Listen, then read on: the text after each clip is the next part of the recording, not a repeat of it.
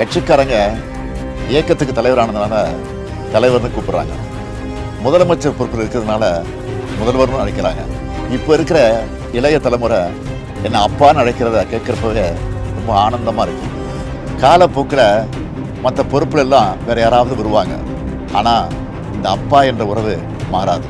ஒரு தவறு செய்தால் அதை தெரிந்து செய்தால் அவர் கபட நாடக மு.க. ஸ்டாலின் அங்கிளாகவே இருந்தாலும் அங்கிள் உங்களுக்கு மனசாட்சின்னு ஒன்று இருந்துச்சுன்னா நாங்க கேட்கிற கேள்விகளுக்கு மட்டும் கொஞ்சம் பதில் சொல்லுங்க அங்கிள்.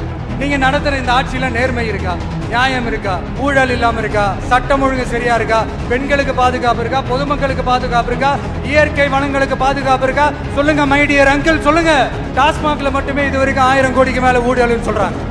அதுல மட்டுமா தப்பு நடக்குது? வேற எதுல தான் நடக்கல?